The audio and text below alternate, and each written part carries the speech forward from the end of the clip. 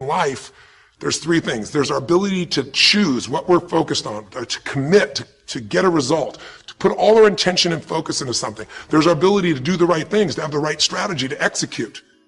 And then there's some grace. There's what some people call luck, some people call grace.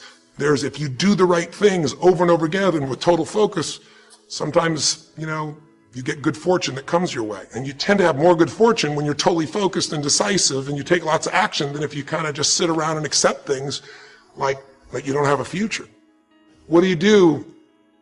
Decades ago, half a century ago almost now, and someone says to you, go to the back of the bus, and you're African American. One woman just decided, you know what? You can't take my dignity from me.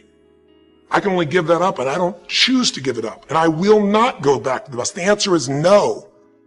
And Rosa Parks changed an entire society because that day she chose to focus on something else. She gave it a different meaning. This is not a command. You do not have control over me. And she decided to fight.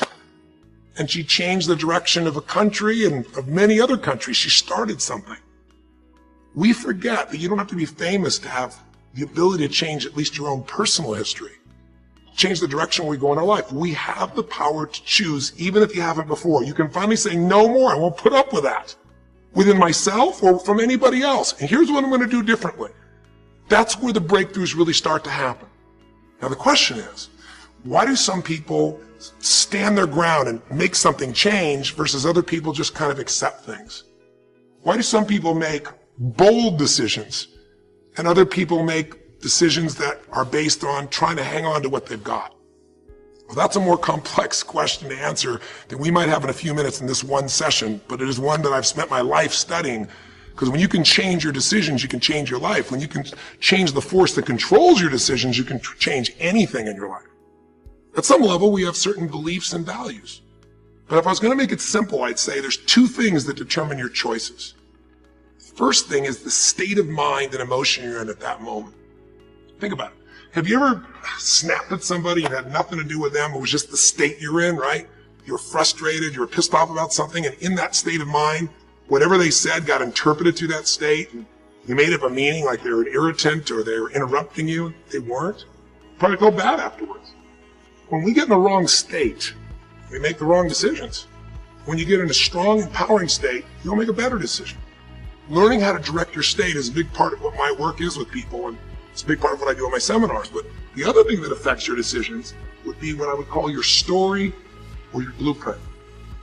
We all have kind of a story about how our life is supposed to be. It comes from a set of life experiences, interpretations. Some people think life is all about getting theirs. Some people think life is about growing and contributing. Some people think life is about making judgments. Some people think life is about saving other people's lives. Some people think life is about being successful. Some people think God is the basis of everything, and the way to know God is to go through life in a very specific way with a set of rules, and they follow it. And that's what they believe. Whatever your story is, whatever your blueprint is just another way of saying whatever you believe is how your life is supposed to be, at some level, we either follow that blueprint or we fight it. If we follow it or we fight it, we're going to find that we're going to bump into things in life where life isn't always the same as we expect it to be or think it should be. And that's where we start to experience stress. When you make love, do you breathe in unison while you're making love?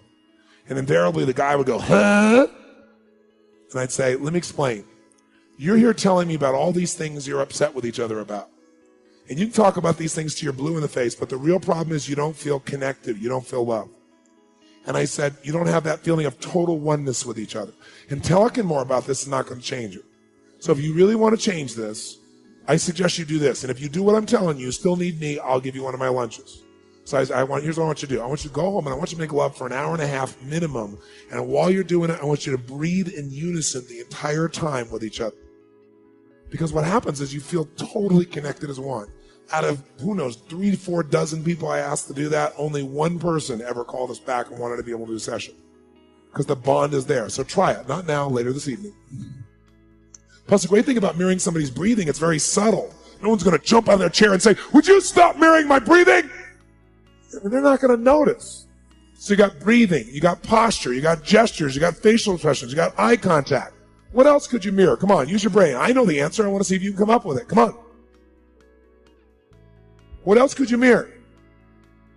Proximity, good. What does proximity mean? Proximity means everybody has a certain amount of space that they need to be comfortable. And it's different for every single person you're going to meet in your life. One skill you want to master in this day and age that we live in, if you want to have an extraordinary life, it's the ability to learn rapidly. Because today, there is more opportunity to do more things, learn things, create things, experience things than any time in human history.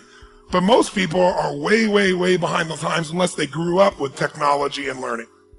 So I would like to start this morning by showing you the strategy for learning. What is learning? So if we take a human being, and this will be a drawing of a human being, so you can see that again I majored in art. Magnificent, isn't it? So if we take a human being, and we want to be able to have them learn something, what is learning?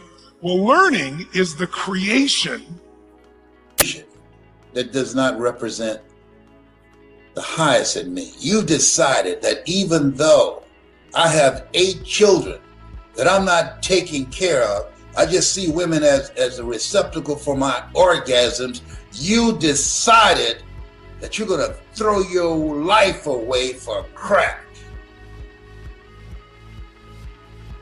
When you look in the mirror, you should have contempt for who's looking back at you. Because now you're no good to yourself or those 8 children that you have.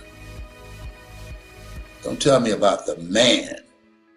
Tell me about the man in the mirror. And look at your life. Here's what I know. You're stronger than anything that you're facing. Anything. And when you harness your will, when you retrain your thinking, when you jump out of line, when you decide to become an independent thinker, when you make decisions, see, if you just do 2 or 3 things well, listen to me, if you do 2 or 3 things well and just make a decision not to do a variety of things wrong, like following the crowd, like doing drugs, like drinking and partying and wasting valuable time. If you decided not to do a lot of things wrong, you can make it in this thing called life.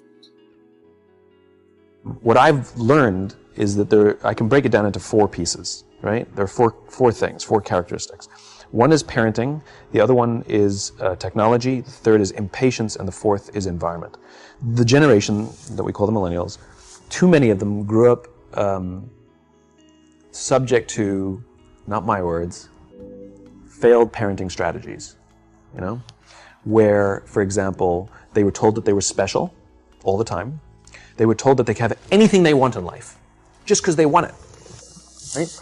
They were told, some of them got into honors classes, not because they deserved it, but because their parents complained. And some of them got A's, not because they earned them, but because the teachers didn't want to deal with the parents. Some kids got participation medals. You got a medal for coming in last, right? Which the science we know is pretty clear, which is it devalues the medal and the reward for those who actually work hard. And it actually makes the person who comes in last feel embarrassed because they know they didn't deserve it. So it actually makes them feel worse, right? So you take this group of people and they graduate school and they get a job, and they're thrust into the real world, and in an instant they find out they're not special, their moms can't get them a promotion, that you get nothing for coming in last, and by the way, you can't just have it because you want it, right? And in an instant, their entire self-image is shattered. And so you have an entire generation that's growing up with lower self-esteem than previous generations.